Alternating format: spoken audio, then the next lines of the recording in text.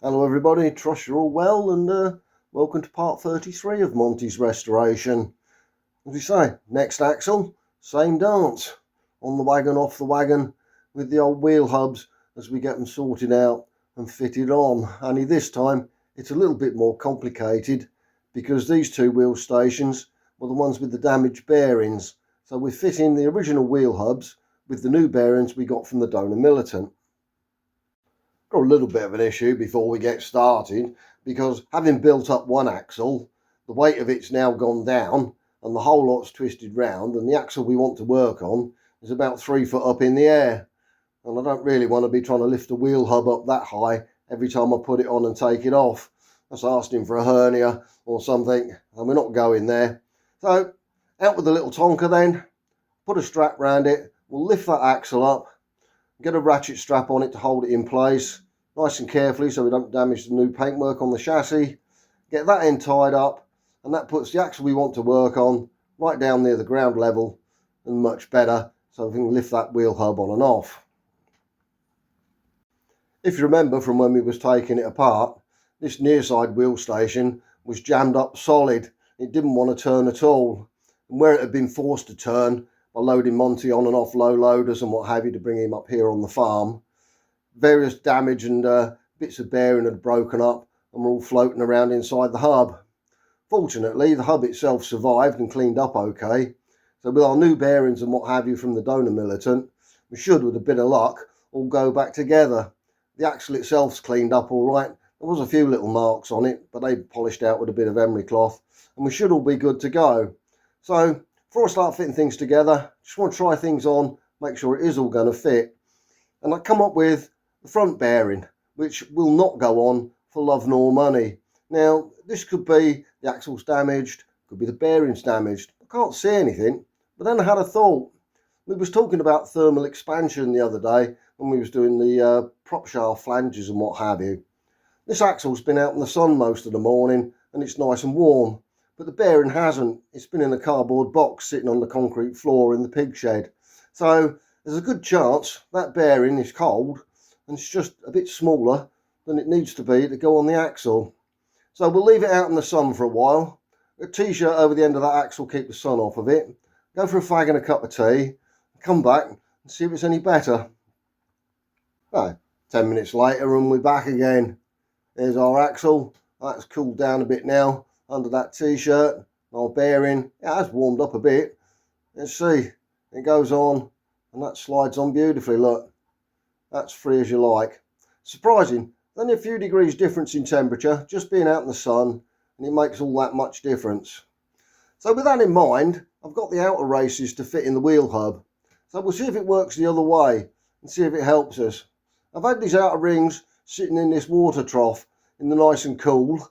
So we'll fish them out, dry them off, and let's see if it makes it any easier fitting into this nice warm wheel hub that's been sat out in the sun.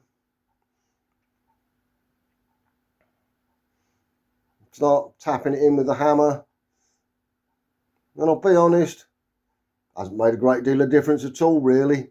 It's still going in easy enough, but then yeah, it's no easier than it would be normally. So just keep tapping it down, bink bink bink, till it goes all the way in. Wipe the bit of excess grease off, and that's done. So I didn't really gain anything there, but it was worth a try. Now, let's have a look at our spacing collars then. These are what actually hold the bearings apart and give you the correct amount of free play in the wheel hub. Now, they come in sets of 4, and as you can see, they're marked up with rings round them.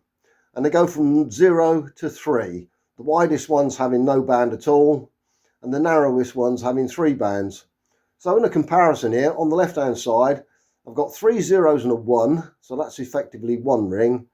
And then I've got 4 lots of 3 rings on the other side. So you've 1 ring versus 12. And if I zoom in with the camera, you can see there's quite a considerable difference there. That's a good 3, maybe 4 mil. So you're looking 1/4 of an inch there. That makes a big difference between the wheel being loose and the wheel being far too tight. So let's have a look at it. We've got our back bearing and gland seal all in place. So we'll start with the 4 fattest rings then. So we've got 3 zeros here and a 1 ring. So we put the hub on tighten it up as we should, and that should be quite loose. That should give us a whole lot of free play in there once we get the lock nut nipped up. So here we go, just nipped as they say in the handbook. And how are we doing? That spins nicely. What about free play? Well, you can see that moving, and you can actually hear it if I shut up. So that's far too loose. So off we go again. So we'll whip that off, and we'll swap our collars for our 12 ring set, which are the narrowest ones, and see where that takes us. So 12 rings on, just nip it up, and yeah, that is absolutely jam solid. There's no way that's going to turn at all, and if you leave it like that, all you're going to do is damage the bearings. So easy enough to work out then. Less rings means more free play. Now when I took this wheel station apart, it had 9 rings in it, so I'm going to use that as a start point for putting it back together and test. So we'll swap out one of those 3 rings for a blank. That'll give us 9 rings. So back it goes on again. Nip up as per the handbook, and let's see if it wants to spin. And no, that's still too tight. So 9 rings is far too many, so we need to come down a bit. So off we go again. Undo that. So we'll swap the second 3 ring, and we'll drop that down so we've got 7 rings. Put that lot on, nip the nut up as they say. 7 rings, it turns, but it's still a bit too tight that. I'm not comfortable with that. It just wants to be a little bit more. So we'll have a swap round of our rings again, and we'll drop it down to 6 and see how that goes. Off the wagon, on the wagon then. Right, we're down to 6 rings here. Let's see how that does. And that's lovely. That's turning quite nicely. There's a little bit of resistance there. There's no free play. And the good thing is, if I zoom in down to the lock nut itself, that just needs to be a little bit tighter. That's got to come round just a fraction more so we can get the locking bolts in. So I think that'll do nicely. 6 rings it is then. In the final bit actually, I cut it down to 5 rings because once I'd built the hub up properly with all its grease and what have you in it, it still felt just a little bit too tight. So I swapped another ring out and we're down to 5, and that feels a lot more comfortable. There's no free play in it and it turns quite nicely. Now you'll notice I've got the outside cover on, again with a cable tie like I did before. I'm not having a problem though, it's just run out of time. Got to the end of the day, I can hear the dinner bell calling, and I know there's a couple of cold beers waiting for me in the fridge. So we're going to leave it there with a cable tie on, and back tomorrow to finish off. And we start the new day with a bit of a problem. Due to some totally inconsiderate parking by some idiot in a Tonka truck, can't get the half shaft in. So I'll move the truck over a bit, and then I can get the half shaft in and get it all finished off. And that caused me a bit of a problem as well. We'll talk about that later. Anyway, shafts in, caps on, locking bolts are all in as well. Everything's done, and that's that one finished. Now, one more time round Piccadilly Circus then, as we start the last of our 4 wheel stations. Now this side, the same as the near side, it's new bearings because the ones that were in it were so badly corroded. But the hub survived, and that's all ready to go back on. Now this side had 8 rings in it, so we're going to use that as a start point. And by a bit of coincidence and convenience, 8 rings seems to be just perfect. That spins nicely, there's no free play in it. And if we zoom in on the lock nut here, you can see that just needs to be a fraction tighter so we can get the bolts in. And that'll be all good. So that's a result. It's got to come off to get the grease and what have you put in it and get built up. But at least we're not on and off like we were on the near side, trying to get the right amount of rings in place. And it all went rather well. Brake shoes on here, everything's gone on nicely, hub back on, all done up, capped on, and that's it done. So that's all 4 wheel stations done. That's the heavy work over with, as far as the back axle's concerned anyway. Obviously got all the brake linkages and what have you to fit on, and that'll be the next move.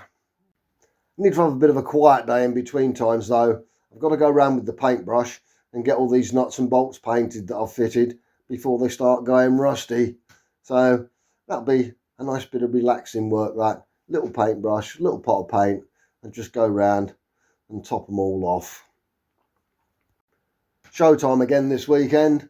We're off to the Weald of Kent Steam and Country Show down in Woodchurch. Now, I did intend taking both trucks, but our Stewart's not going to be available for the weekend, so with only one driver I can only take one truck. But that said, when I started the little Tonka truck up this morning to move it, to get that half shaft in, it wouldn't build its air up. Didn't matter what I tried. Compressor seems to be going round, making the right noises, but there ain't a whiff of air pressure anywheres. No air pressure means no brakes, so we need to have a look at that. So that one can't go. We'll be taking Militant the timber tractor then. Got a bit of work to do though before we can show the old girl off to the public. I mean, look at the state of her. You wouldn't believe it's only a few weeks since we was last out and she was all clean and polished. You've got the weeds growing up round. We might not have had much rain lately. Doesn't stop the weeds growing. Everywhere's is covered in dust and what have you, which, to be fair, we're living on a farm. It's summertime, it's harvest time here, and every 5 minutes as a tractor goes past loaded with grain or straw or something and kicks up a whole load of dust and dirt that then sticks itself all over your truck. When you're not looking, the crows sit on the wing mirror arms and crap down your wheel arches as well. So we've got all that to get cleaned off. And obviously the brasses will want polishing and what have you. But we'll get all that done and she'll look good and we'll go out and be on show at the weekend. We're still taking two motors though, because our Phil's got his modified borer booked into the car class. So we'll still have two wangers on show, one truck and one car. Oh, we've got a busy few days coming up then. All happening here, as they say. What with the show, and then I've got to sort out this air problem on the Tonka. And of course, carry on doing Monty as well. But don't worry, rest assured, it's all going to get photographed and videoed, and it'll all appear on the channel somewheres. So stay tuned to find out more. So if you do get down to Woodchurch this weekend, the old Weald of Kent show, do pop over and say hello to us, and we'll see you there. And I think that just about wraps it up for this episode. So do drop us a like if you've enjoyed it. Do tick the subscribe box if you haven't already. And we'll see you in the next episode. Bye for now.